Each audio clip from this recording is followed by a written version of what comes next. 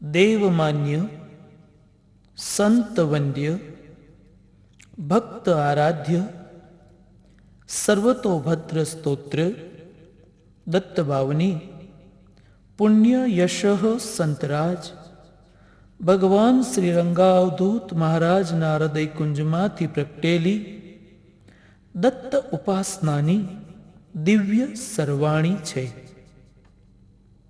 પૂજ્યશ્રીએ સંવત 1991ના મહામાસની એકમને સોમવાર તારીખ 4/2/1935ના રોજ કલોલ તાલુકાના સઈજ ગામના સિદ્ધનાથ મહાદેવ સ્થાનમાં બિરાજી આ સંકટ મોચન સ્તોત્રની રચના ભક્તની આર્ત પ્રાર્થનાના ફળ સ્વરૂપે કરેલી.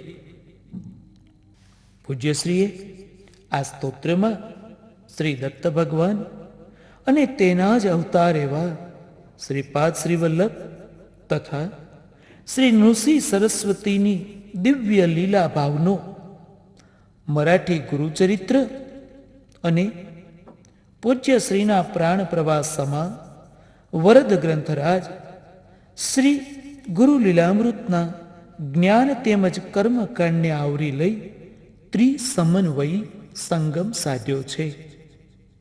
પૂજ્યશ્રીએ દત્તાત્રેય ભગવાન તેમજ અન્ય દેવ દેવીઓની ઉપાસનાનું જે ગુરુ ગમ અને ગુરુ ગમ્ય વાંગ્મય આપ્યું છે તે સર્વમાં દત્તબાવની સર્વ સ્વીકૃત સાદ્યંત ફળદાયી સ્તોત્ર છે. પૂજ્યશ્રીએ કહ્યું છે તેમ આપણું બધું સાહિત્ય કદાચ કાળના ચક્રમાં લોપ થશે, પણ આપણી દત્તબાવની અમર રહેશે. આવી કાળક્રમથી પર દત્તબાવની ગાન અનુષ્ઠાન અંગે પૂજ્યશ્રીએ સૂચવ્યું છે કે આદિ અંતમાં શ્રી દત્તનામ સંકીર્તન પાઠ કરવાથી વધુ ફળદાયી, એટલે કે શરૂમાં દત્તનામ સંકીર્તન, તત્પશ્ચાત બાવની અને ફરી દત્તનામ સંકીર્તન કરી સાંપૂટિક પાઠ વધુ ફળદાયી. અલબત્ત દત્તબાવની અંગે પૂજ્યશ્રીએ કહ્યું છે, તમને ગમે તો ઠીક, નહીં તો ફાડીને ફેંકી દેશો. આવી આ સાદ્યંત ફળદાયી દત્તબાવની પૂજ્યશ્રીએ કહ્યું છે તેમ 52 ગુરુવારી નિત્યનેમ તેમજ યથા અવકાશે નિત્ય નિયમ પાઠ કરવાથી ઈચ્છા પૂર્તિ અવશ્ય થાય છે.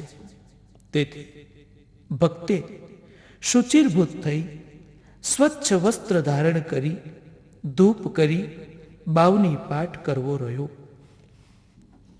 આ સ્તોત્રની સવિશેષ મહત્તા એ છે કે એની શરૂઆત જયવાચક શબ્દ બ્રહ્મ જય યોગીશ્વરથી થઈ છે અને અંતમાં જયવાચક શબ્દ બ્રહ્મની દ્વિરૂક્તિ જય જય શ્રી ગુરુદેવ દ્વારા થઈ છે.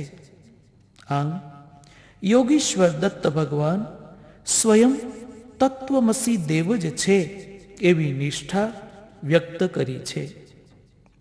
પૂજ્યશ્રીએ દત્તબાવનીની 52 પંક્તિમાં બીજ મંત્ર સ્વરૂપ શબ્દ બ્રહ્મ દ્વારા 25 જેટલી લીલા કથાઓનું દર્શનનું દેવ સ્થાનમાં બિરાજી દેવ નિર્મિત દેવ કાર્ય કર્યું છે.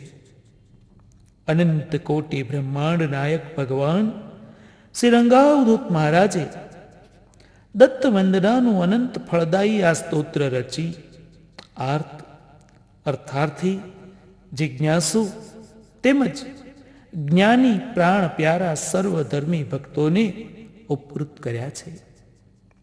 આથી જ અકિંચન ભાવે પૂર્ણ પ્રજ્ઞ ભગવાન શ્રી રંગાવધૂત મહારાજના ચરણ કમલે કોટી કોટી વંદન.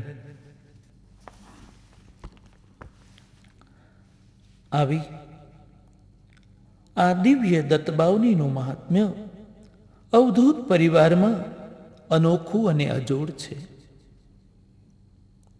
અનેક ભક્તો દત્તબાવની નિત્ય બોલે છે, પણ એમાં સમાયેલા પ્રસંગો શું છે એનો દરેકને ખ્યાલ ન હોય એ પણ સ્વાભાવિક છે.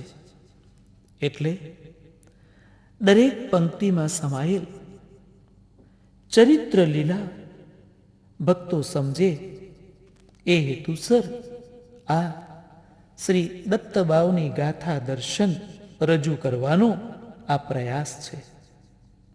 છતાં પણ અમારા જેવા પામર માનવીથી દત્તબાવની સંપૂર્ણપણે સમજાવી તો ન શકાય.